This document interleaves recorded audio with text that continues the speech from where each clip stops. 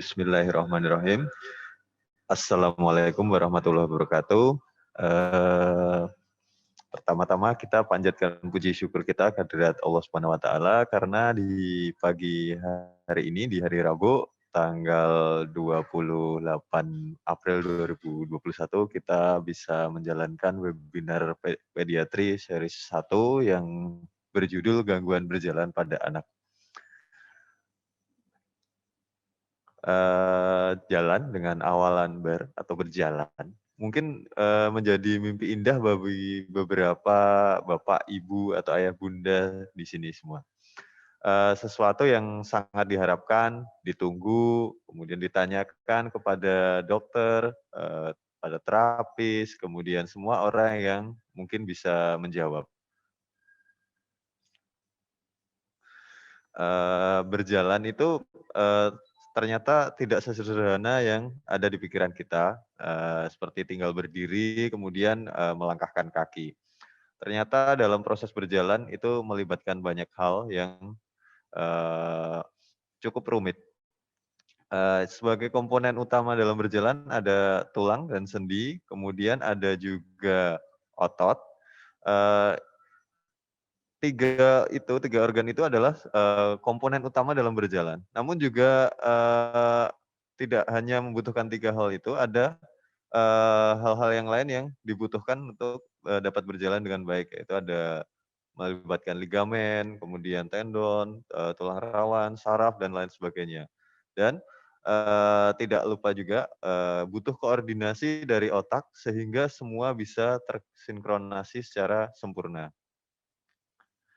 Pada sebagian anak, ada beberapa hal yang tidak berfungsi secara sempurna, sehingga, perlu penanganan dari ahlinya, yang dalam hal ini tentunya tim medis dan, dalam tim medis, menangani gangguan berjalan ini tidak bisa sendiri, dibutuhkan peran serta dari keluarga. Jadi, kerjasama antara tim medis dan keluarga ini, menjadi kunci keberhasilan dalam penanganan dalam gangguan berjalan ini.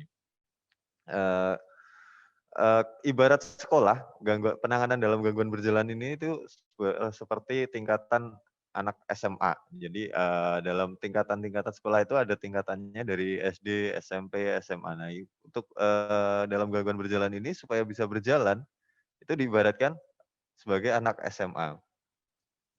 Nah, karena banyaknya pertanyaan yang kemarin di seri sebelumnya, itu tentang bagaimana penanganan gangguan berjalan, maka, pada hari ini kita mengadakan webinar tentang gangguan berjalan pada anak, dengan moderator, saya, Ardian Fatkurrahman, kemudian pembicara yang pertama adalah Dr. Wahidah, spesialis kedokteran fisik dan rehabilitasi, kemudian yang pembicara keduanya adalah Bu Nani Sulistiawati, sarjana sains terapan fisioterapi.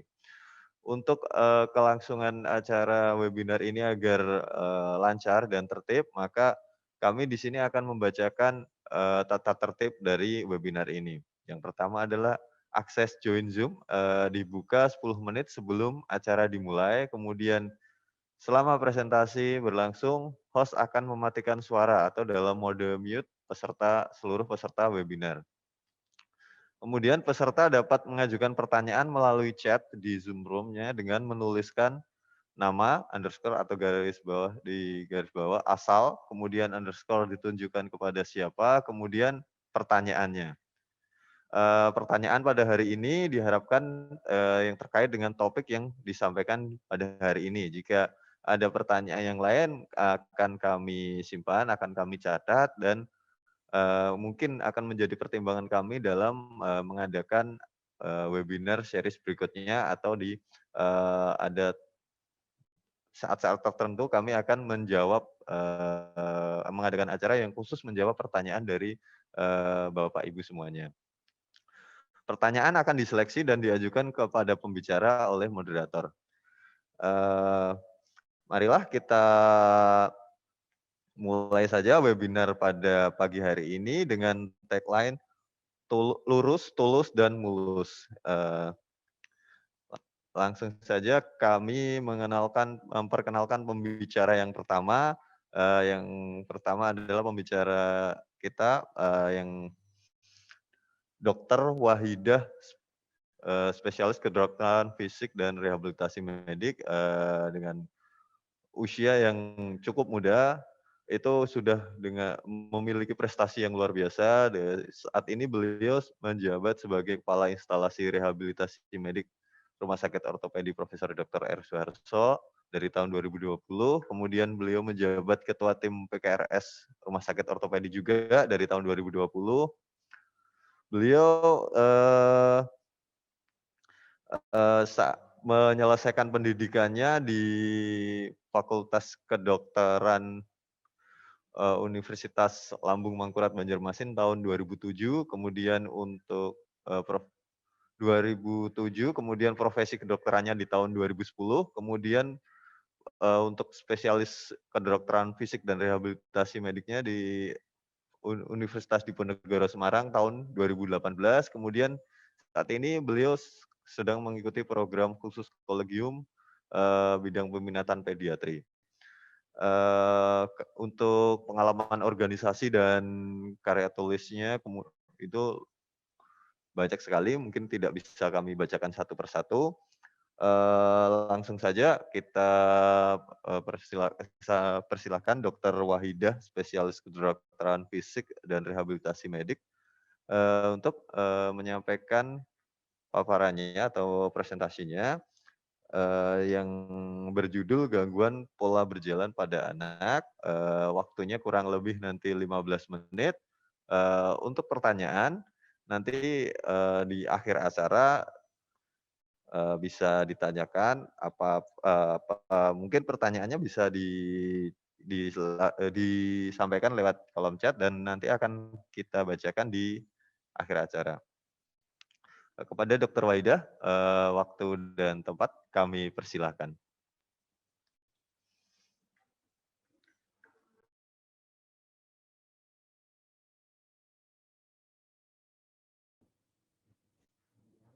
Terima kasih. Assalamualaikum warahmatullahi wabarakatuh. Terima kasih kepada Mas Adrian, moderator kita pada acara 45 menit bersama tim rehabilitasi medik pediatri dan ortopedi. Pada kesempatan yang luar biasa hari ini, saya akan membawakan tentang pola berjalan pada anak.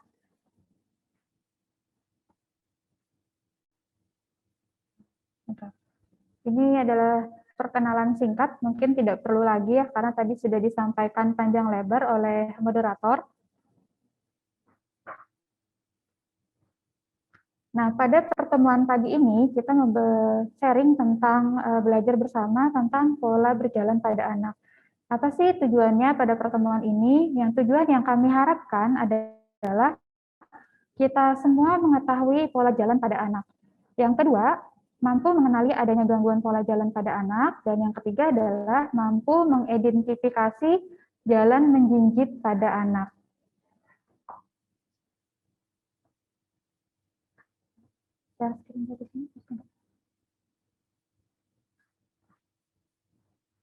Sebagai pendahuluan, seperti kita ketahui bersama bahwa berjalan adalah salah satu tahapan perkembangan yang akan dilalui oleh setiap anak. Mulai dari langkah pertamanya hingga bisa berjalan adalah momen perkembangan anak yang sangat penting dan dinantikan oleh setiap orang tua. Sehingga bila ada gangguan pada pola berjalan, tentu akan menjadi kekhawatiran bagi para orang tua.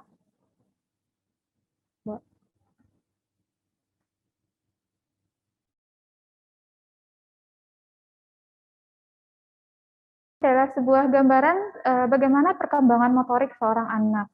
Jadi pada gambar pertama ini kita lihat, mungkin Bapak Ibu saya yakin sudah sangat mengenal posisi ini. Ini adalah posisi bayi baru lahir. Nah, kemudian gambar yang kedua ini adalah posisi pada saat anak berusia 1 bulan, di mana anak sudah mulai mengangkat dagunya, mulai mengangkat-angkat dengan posisi masih tengkurap. Dan gambar ketiga, ini pada saat anak berusia 2 bulan. Jadi di sini kemampuannya untuk mengangkat kepala sudah lebih baik, bisa mengangkat sampai mengangkat dadanya, dan bisa bertopang dengan di kedua tangannya. Nah, gambar yang keempat, ini adalah posisi anak duduk di support, Jadi pada posisi di sini, kepalanya dia sudah bisa mempertahankan posisi tegak, tetapi untuk duduk dia masih memerlukan bantuan. Support bisa dari luar atau dia dengan cara berpegangan dengan kedua tangannya bersandar di lantai. Gambar selanjutnya adalah posisi duduk anak dengan posisi mandiri. Jadi pada posisi ini batang tubuhnya juga sudah semakin baik. Nah, dari gambaran pertama, mengangkat kepala ini juga sebuah proses yang tentunya akan sangat membantu untuk proses berjalan. Seperti kita ketahui bersama, ketika sudah duduk, anak akan mulai berdiri. Nah, pada saat ini, maka posisikanlah anak di dekat mungkin perabotan atau sesuatu yang itu bisa dijadikan pegangan buat anak. Jadi, di sini pada usia sekitar 9 bulan. Nah, kemudian juga anak merangkak, berdiri dengan berpegangan, mulai melangkahkan kaki, kemudian bisa berdiri mandiri tanpa pegangan di sekitar usia 11 bulan dan 12 bulan, anak sudah mulai melangkah kaki pertamanya. Nah, karena kita pada kesempatan ingin belajar tentang pola berjalan, tentunya secara bersama-sama kita harus mengetahui dulu bagaimana sih sebenarnya berjalan itu. Jadi ini pada gambar ini adalah sebuah siklus berjalan, dan yang kita perhatikan adalah pada gambaran kaki yang berwarna biru. Jadi yang dimaksud siklus berjalan itu adalah ketika kaki kanan, jadi pada foto gambar di sini adalah kaki kanan, kita fokus di kaki kanan saja. Ketika kaki mulai melangkah, kaki mengangkat sampai kaki itu menginjakkan lagi menapak kaki pertama, maka disebut satu siklus. Nah, pada gambaran di sini, secara garis besar kita perhatikan di kaki kanan ini ada dua fase, yaitu pada fase pertama ini adalah kaki kanan itu bersentuhan dengan tanah atau lantai, dan fase yang kedua adalah saat kaki mengayun atau melayang di atas lantai. Nah, ini diberikan gambaran kotak untuk memudahkan kita mengenali bahwa gambar yang di dalam kotak kuning ini adalah pada fase stance atau fase menapak, dan yang dalam kotak berwarna hijau ini adalah fase swing atau pada fase kaki kita mengayun. Nah, di sini diperhatikan dari kepala dengan posisi tegak dan ayunan tangan. Ketika kita berjalan, kita secara otomatis sudah mengayunkan tangan, dan kemudian pada tungkai, pada bagian kaki, ketika langkah pertama, maka kita menjatuhkan adalah tumit. Jadi tumit bertemu dengan lantai, kemudian kaki posisi rata, dan menjinjit sampai akhirnya mengayunkan kaki di fase mengayun. Dan kita mengangkat sampai nanti meletakkan lagi. Nah, kemudian ini di gambar yang tanpa kotak yang berwarna hitam putih, di sini ada sebuah gambar, yaitu seorang ibu dengan anaknya. Nah, di sini kita perhatikan ada gambar yang bergaris lurus dan ada gambar dengan garis putus-putus atau titik-titik. Nah, kita lihat dulu kepada gambar yang seorang ibu. Jadi kita lihat pada posisi kakinya, ketika melangkah maka yang bertemu langsung dengan lantai adalah tumit. Jadi kita fokus pada gambar yang lurus, yang tidak putus-putus. Nah, kemudian perhatikan juga di bagian lututnya. Ketika sudah menyentuh lantai, maka kaki akan bergerak menapak dan lututnya akan sedikit menekuk atau kita sebut dengan fleksi.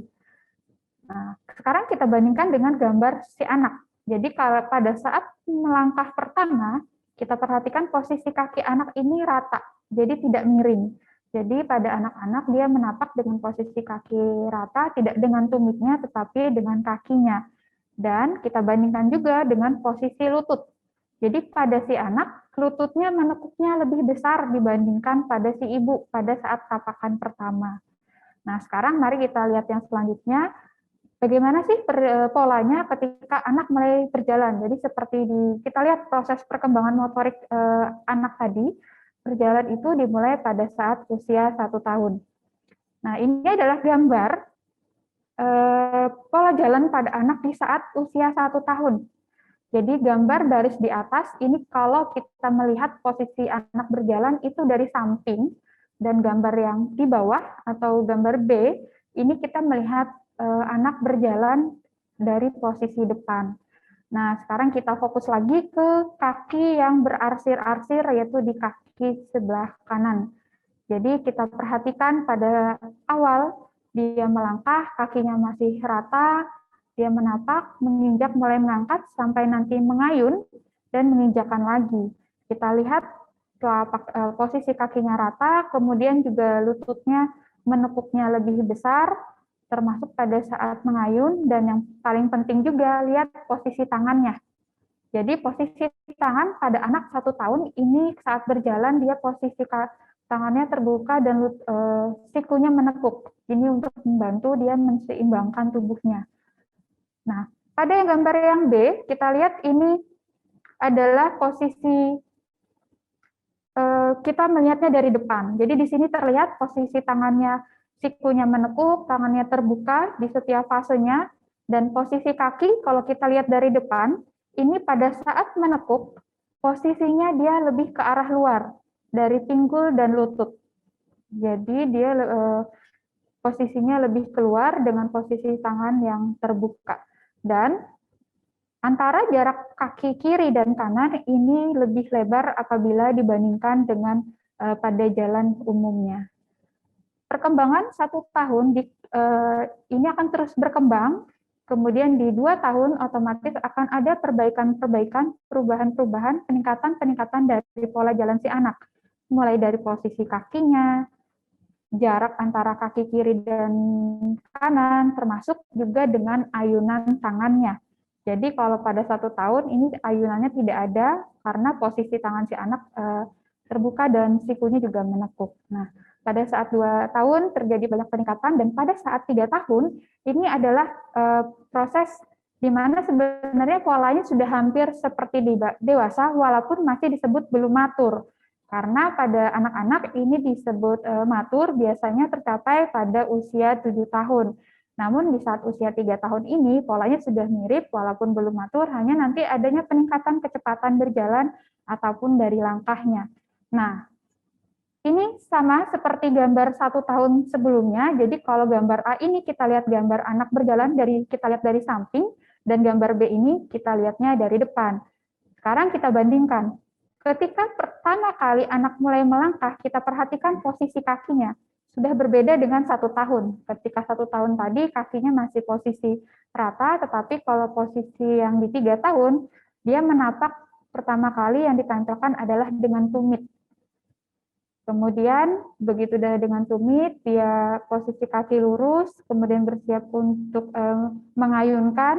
Jadi ada pergerakan di pergelangan kaki, kemudian di kakinya bebannya nanti akan berpindah ke bagian depan kaki, dan ini bersiap untuk fase mengayun, menekuk. Nah, kemudian kita perhatikan juga dengan posisi tangan. Di sini sudah mulai ada ayunan. Posisi tangan tidak lagi seperti 1 tahun tadi terbuka dengan siku yang menekuk atau fleksi, tetapi di 3 tahun ini posisi tangannya sudah lurus. Jadi bisa kita lihat di sini dan ada sedikit mengayun. Nah, kemudian kalau kita lihat pola berjalannya di bagian depan, ini juga kita perhatikan saat anak mulai melangkah. Jadi saat lutut dan pinggulnya menekuk atau fleksi, ini gerakan ke arah luar atau eksorotasi, ini sudah mulai berkurang. Jadi bisa sangat terlihat dengan jelas di sini. Jadi ada pola perkembangan pada anak pada usia 1 tahun, 2 tahun, 3 tahun, dan dari 3 tahun ini akan terus berkembang menuju ke pola maturnya yang rata-rata nanti akan tercapai di usia 7 tahun. Nah, ini adalah sebuah gambaran bagaimana anak berjalan. Jadi ketika awal berjalan dengan posisi tangannya yang terbuka, menekuk, dan ketika melangkah sebenarnya dia lebih berusaha untuk memindahkan berat badannya dengan berayun-ayun. Jadi dia masih belum bisa untuk mengontrol, untuk memindahkan, melangkahkan kakinya ke depan. Dan tentunya dengan pengulangan-pengulangan, tentunya nanti dia akan bisa mengontrol dan bisa mengantisipasi dengan gerakan-gerakan tertentu sehingga mencapai gerakan yang lebih baik untuk menyeimbangkan posisi tubuhnya.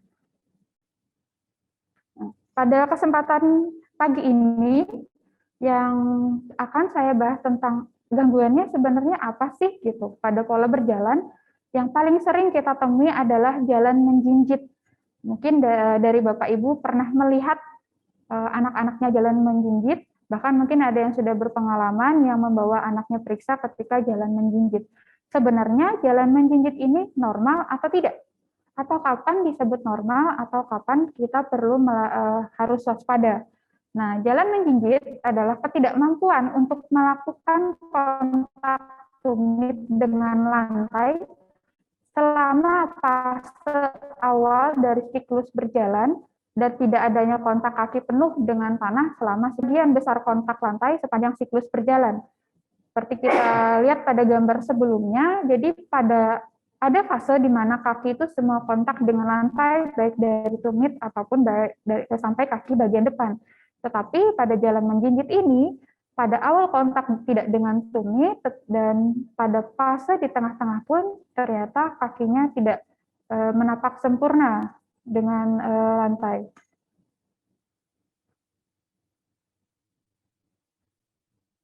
Kemudian untuk jalan menjinjit,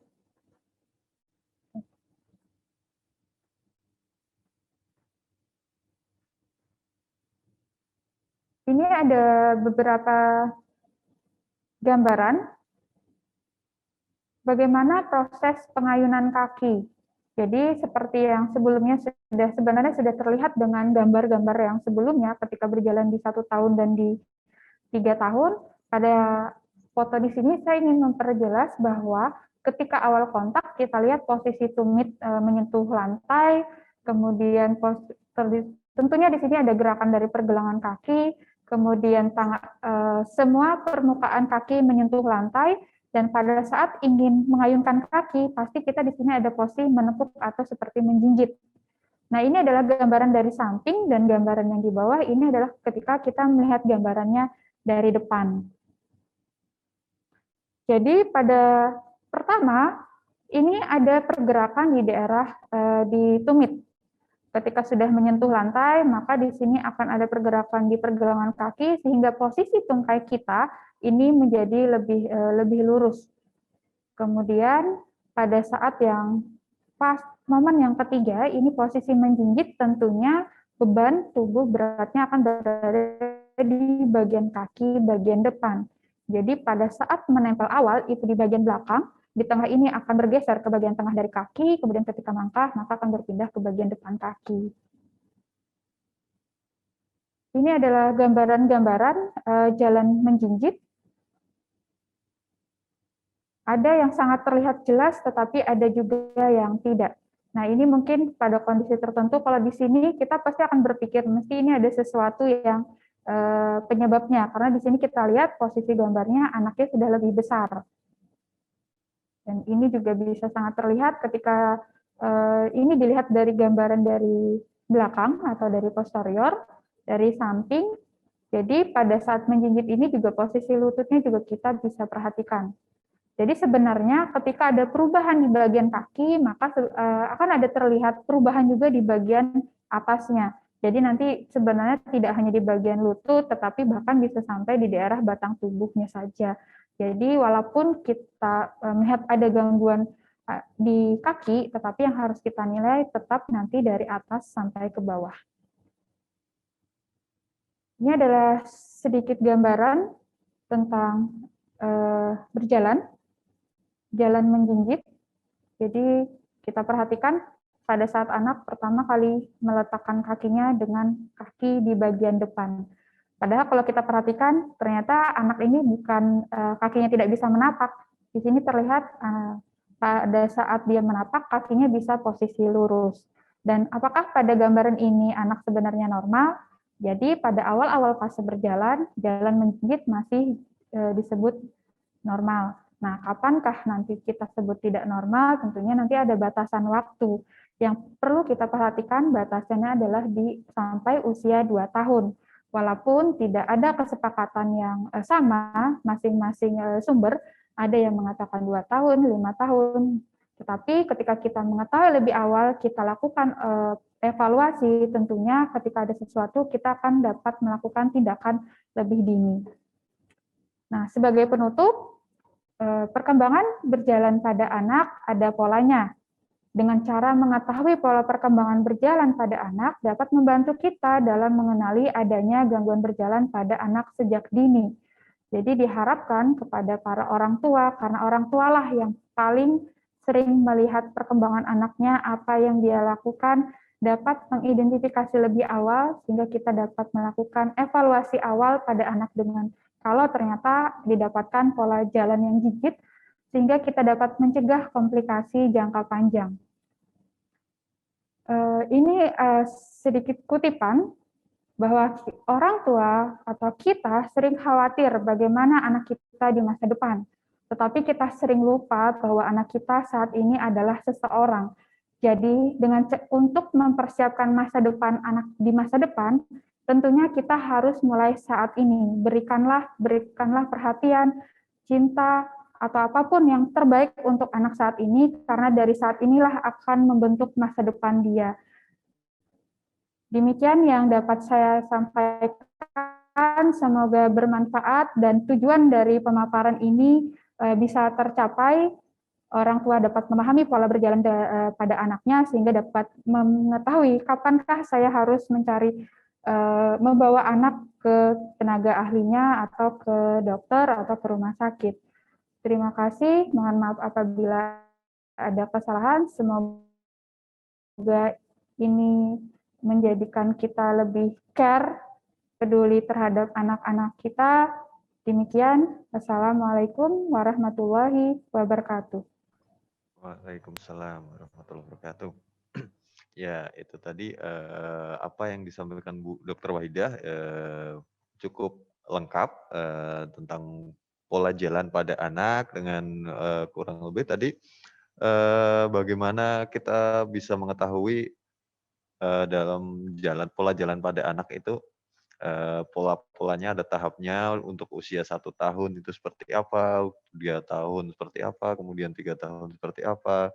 Kemudian kita juga bisa mengetahui pola perkembangan berjalan pada anak itu yang bisa membantu kita melihat bahwa anak-anak ini ada masalah atau enggak. Kemudian kita bisa mengetahui juga saat yang tepat kita memeriksakan atau membawa anak kepada ahlinya. Jadi untuk mendapatkan hasil yang lebih baik.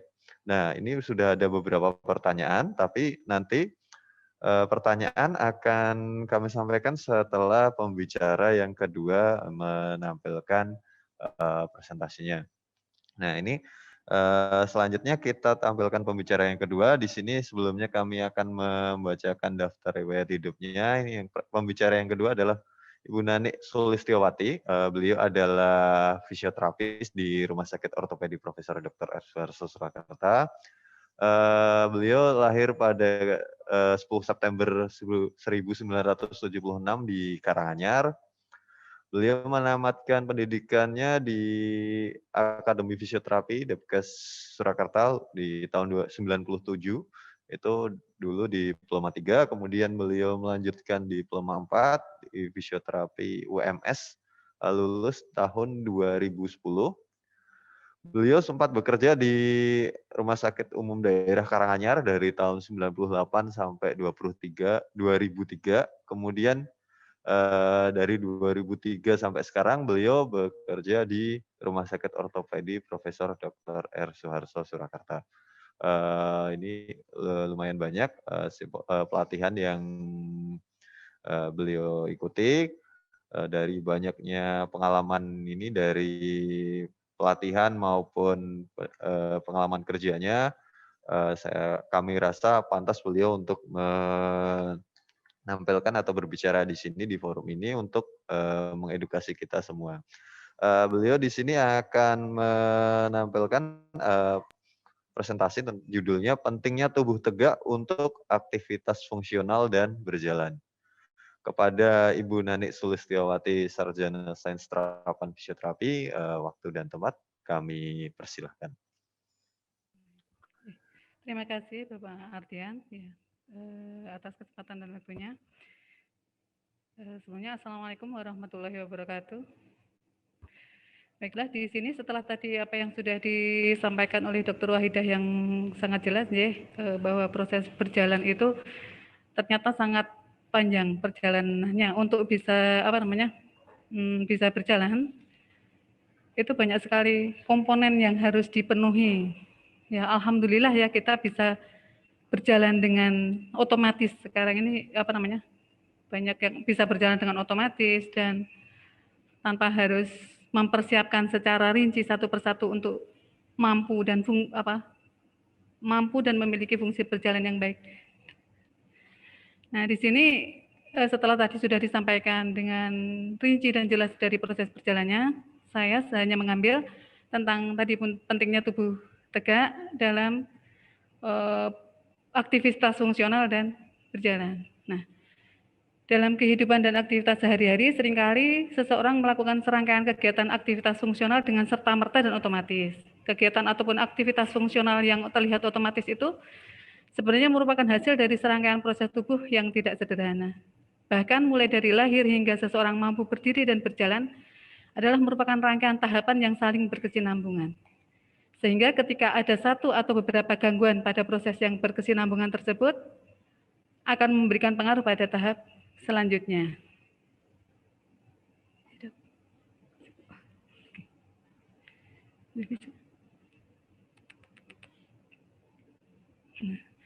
Tahap-tahap atau sequences dari lahir sampai mampu berdiri dimulai dari kemampuan terlentang, tengkurap, merangkak, duduk, berdiri, dan berjalan yang tadi juga sudah digambarkan dengan jelas. Ya. Ketika adanya gangguan yang menyebabkan setiap tahap tidak mampu dilalui dengan baik, maka akan memberikan pengaruh terhadap tahap selanjutnya.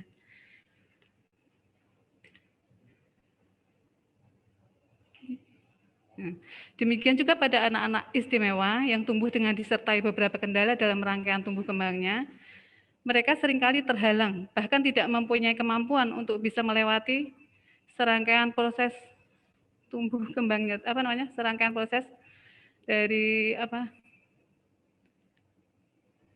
tahapan untuk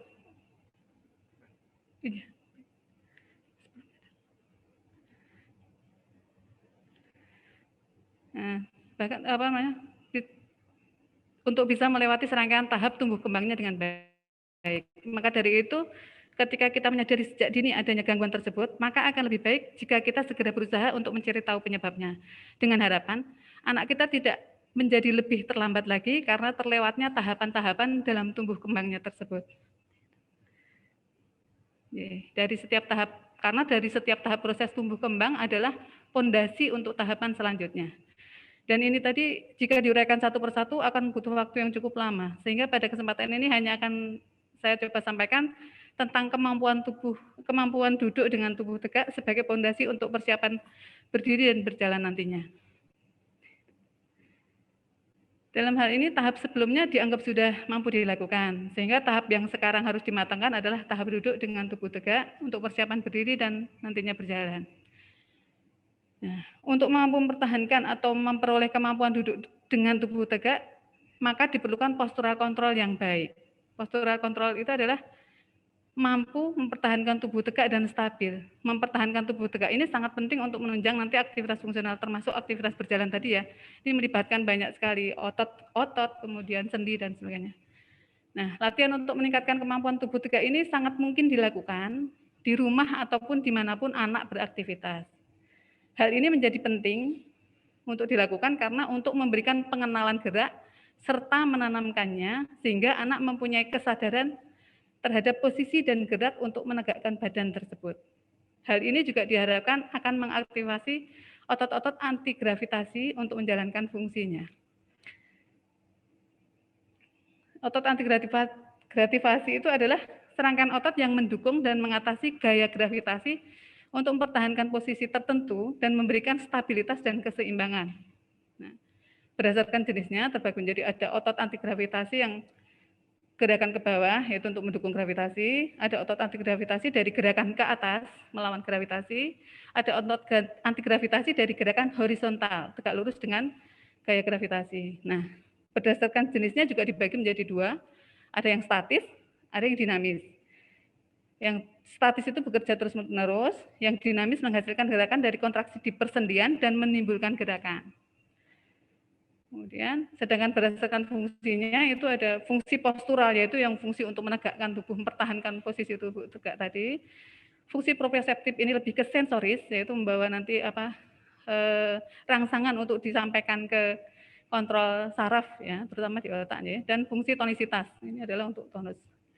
Kemudian beberapa otot gravitasi itu diantaranya adalah diafragma, yang terletak di antara dada dan perut, diafragma yang merupakan otot pernafasan juga. Kemudian triceps itu berada di lengan atas sebelah belakang, ya. Kemudian quadriceps, gluteus medius, quadriceps itu adalah otot paha depan. Gluteus itu otot di pantat. Kemudian iliopsoas itu yang dilipat paha. Kemudian ada adductor hip, itu adalah di paha bagian dalam, sisi paha bagian dalam. Ya. Dalam pembahasan kali ini, latihan tubuh tegak diambil dalam posisi duduk tegak, Karena kestabilan duduk dengan tubuh tegak akan menjadi fondasi yang baik untuk latihan duduk ke berdiri dan berjalan. Nah, latihan duduk dengan tubuh tegak di samping diharapkan untuk mengaktifasi kerja otot, juga diharapkan bisa mengembangkan dan memperbaiki fungsi dari panggul atau pelvis. Karena kontrol dari panggul itu juga akan sangat penting untuk nantinya aktivitas berjalan.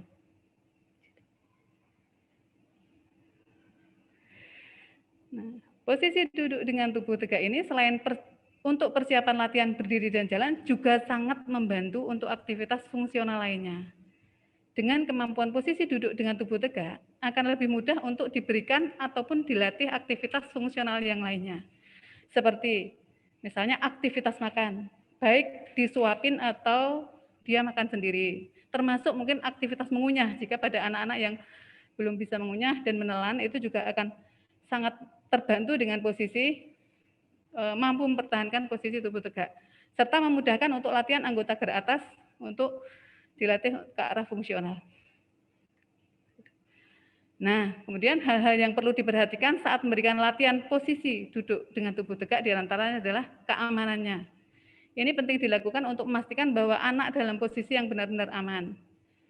Keamanan ini bisa meliputi tempat di mana anak diposisikan duduk, jauhkan dari risiko cedera serta jatuh atau terbentur saat anak belum mampu mempertahankan posisi dengan baik.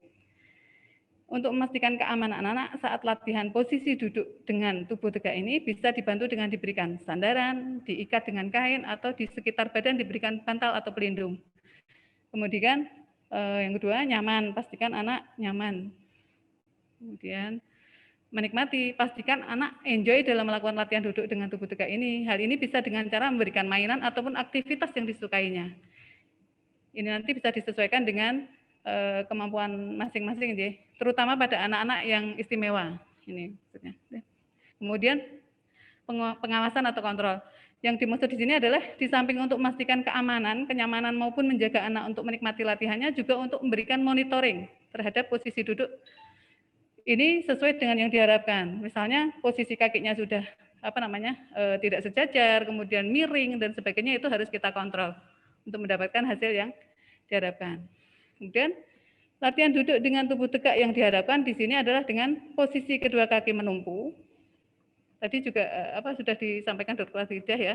Fungsi dari menumpu kaki itu kan nanti akan sangat penting untuk berjalan. Kemudian kedua kaki sejajar, tinggi lutut sejajar dengan panggul. Kemudian punggung tegak, boleh dengan menyandar. Kemudian bahunya rileks. Nah, ini posisi yang diharapkan ketika duduk dengan tubuh tegak. Kemudian jika duduk di lantai dengan bersila atau dengan kaki lurus, tungkai lurus, punggungnya tegak, dan hindari W-sit atau duduk dengan posisi W. Ini harus sangat dihindari karena ini nanti akan berpengaruh banyak pengaruhnya, pengaruh yang buruk mestinya. Nah, di samping latihan positioning duduk dengan tubuh tegak ini, fisioterapis akan melakukan latihan-latihan yang dimaksudkan untuk membantu memfasilitasi dan mengaktifasi otot-otot anti gravitasi dan juga mungkin otot postural, ya, dan juga mobilisasi serta stabilisasi pelvis saat di klinis. Adapun latihan yang diberikan fisioterapis bisa berupa latihan penguatan, stabilisasi maupun keseimbangan.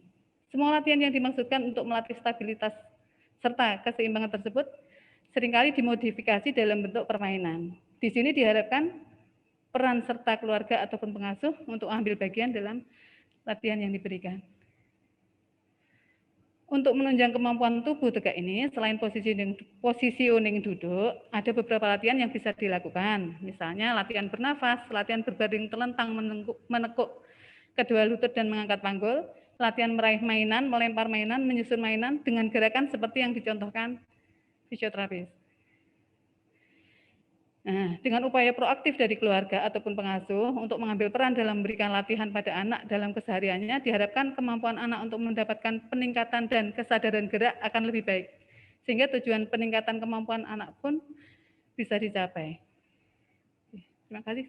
Ada gambar tadi, Pak. Ada gambar, beberapa gambar. Gambarnya.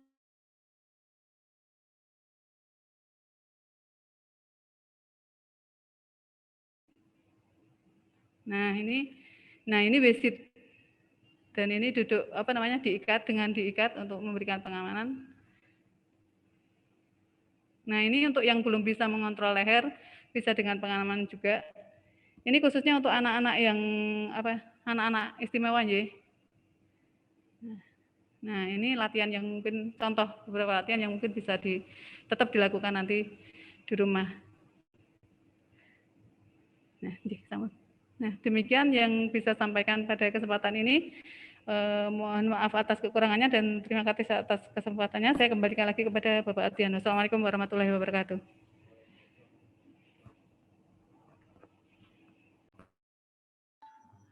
Terima kasih Bu Nanik atas materi yang disajikan. Cukup jelas apa yang disajikan tadi, bahwa untuk sebelum berdiri dan berjalan itu dibutuhkan yang namanya itu untuk bisa duduk dengan tegak, karena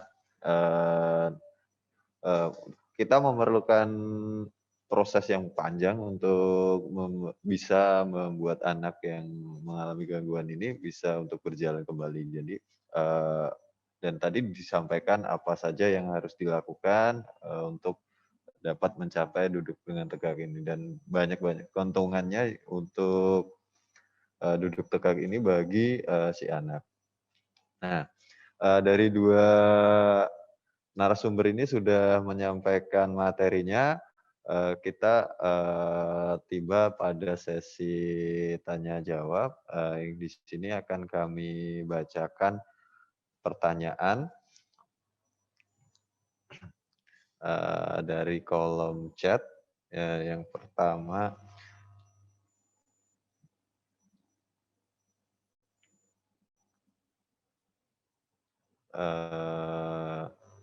ya ini dari Ibu Nines di PPSDM Jogja. Kepada Dokter Wahida, izin bertanya Dok, usia batas warning anak belum bisa berjalan di usia berapa ya Dok? Dengan kondisi anak yang tidak normal, atau ada kelainan bawaan spina bifida yang dalam ini sejauh ini lututnya yang belum bisa mengunci dan masih dalam proses atau tahap fisioterapi. Terima kasih Dok. Kepada Dokter Wahida, mungkin bisa menanggapi. Terima kasih pada Bu Nines ya. Jadi untuk pertanyaan pertama, batas warning anak belum bisa berjalan di usia berapa? Jadi kalau kondisi normal, kita perlu waspada atau kita sebut juga dengan red flag tentang berjalan ini apabila di saat anak berusia 18 bulan, anak belum bisa berjalan sendiri. Dan di usia 24 bulan atau 2 tahun ketika anak berjalannya belum lancar.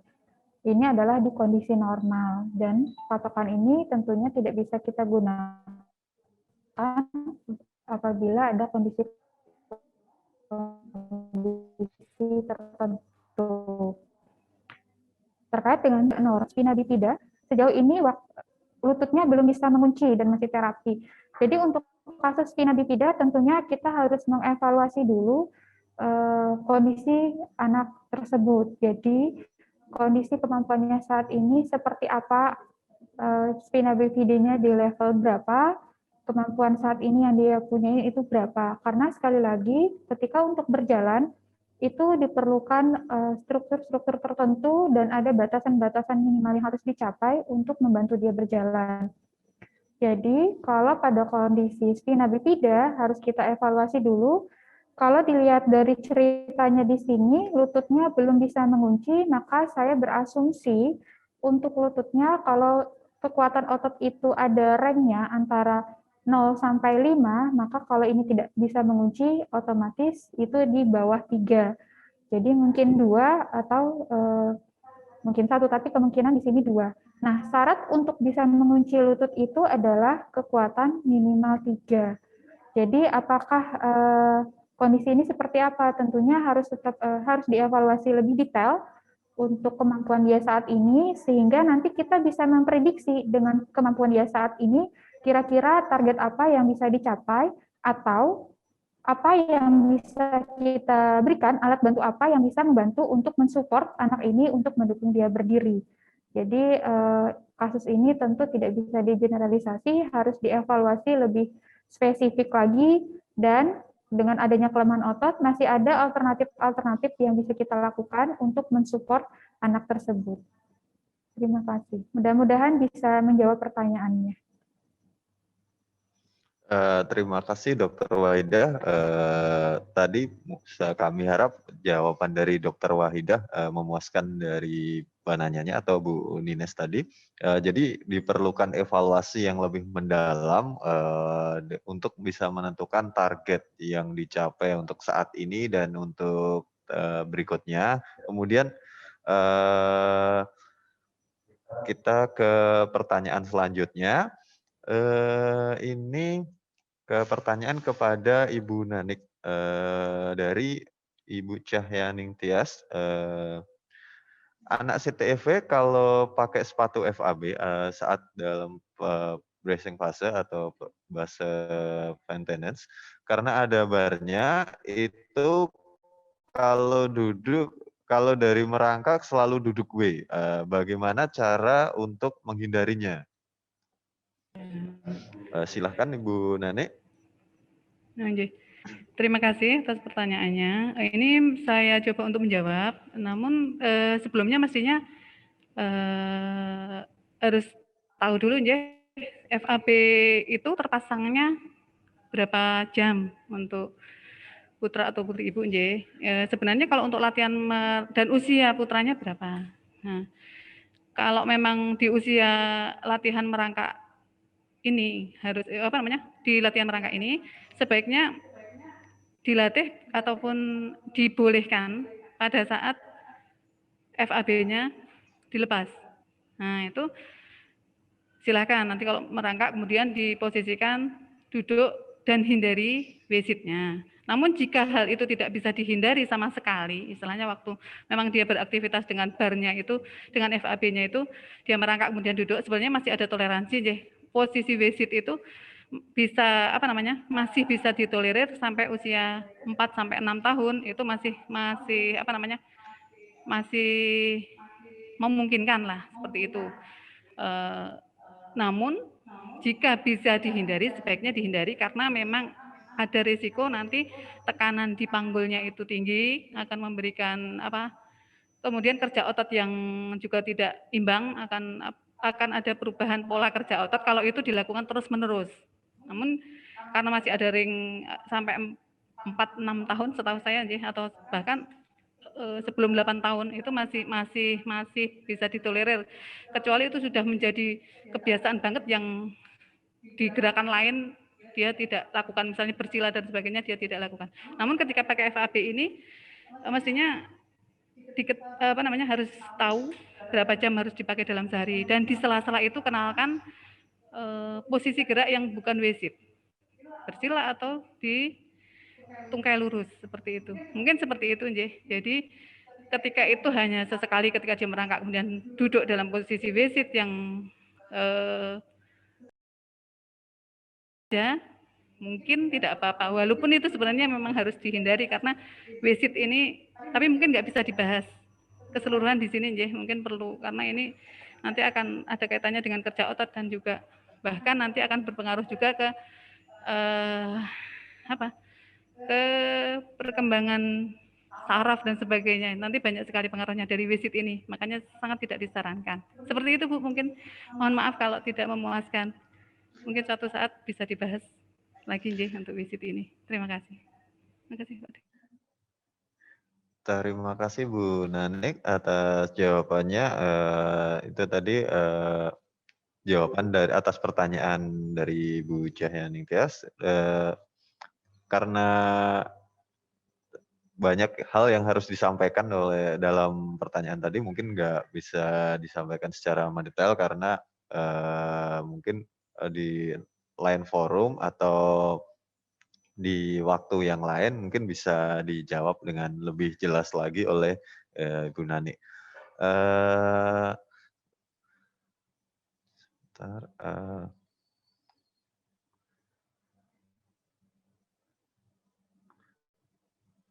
Mungkin satu pertanyaan lagi.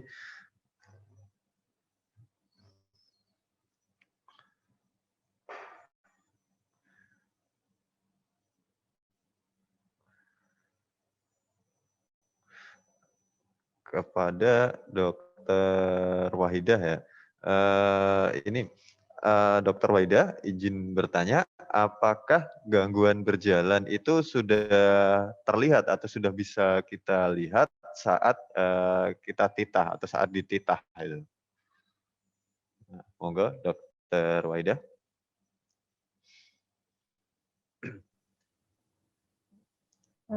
Terima kasih pada siapa ini? Bu Cahyaning Tias ya.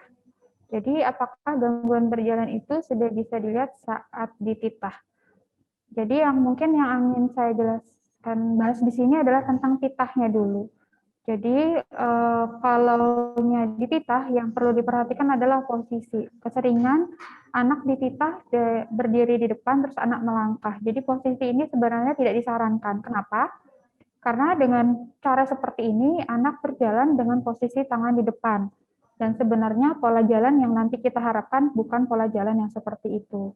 Jadi, kalau memang anaknya sudah bisa berdiri dan sudah mulai melangkah, maka gunakanlah media-media lain yang untuk membantu menjaga anak itu menstabilkan tubuhnya dan menstimulasi dia untuk melangkah. Jadi sebaiknya tidak dengan dititah di depan dengan tangan posisi dipegang di tangan terus tangannya ke depan, tetapi berikan media-media lain, apakah itu kursi atau sesuatu yang bergerak yang dia bisa pegang sehingga dia bisa merasa stabil, kemudian dia melangkahkan kakinya.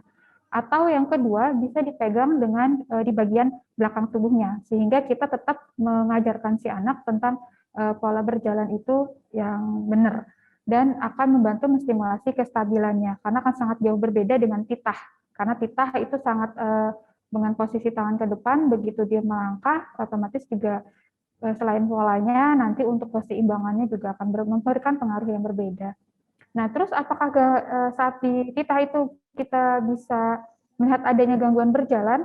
Tentunya pada ini kemungkinan anak berusia di antara 9-10 bulan. Nah, ketika dititah, apakah bisa melihat sekali lagi ini adalah masih proses tumbuh kembang. Jadi sangat tergantung yang kita lihat ini seperti apa. Apakah dia ada gerakan-gerakan tertentu yang memang sangat ekstrim atau masih dalam variasi-variasi normal. Jadi untuk menentukan ini sebuah gangguan atau tidak, maka harus spesifik dulu. Yang seperti apa gerakannya dan itu harus tetap dilakukan observasi. Jadi ini mungkin untuk deteksi awal, tetapi tetap harus dilakukan pengamatan yang dimaksudkan itu gerakan yang seperti apa. Karena sekali lagi, dan ini juga di sini tidak ada keterangan titahnya di saat umur berapa. Jadi setiap step tahapan-tahapan, sebenarnya di situ kita bisa memprediksi capaian apa yang akan dia capai dan apakah ini bisa tercapai atau tidak. Dari level-level perkembangan, dari dia anak posisi tengkurap, dia mengangkat kepala, duduk, berdiri, dan jalan, sebenarnya ada indikator-indikator yang bisa kita jadikan patokan bahwa ini akan terjadi keterlambatan atau tidak.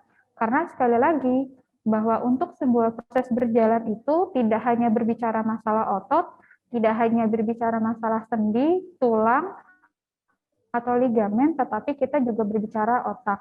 Nah, pada anak-anak, kita ketahui bahwa anak-anak pada awal-awal kehidupannya, dia semua bergerak dengan refleks.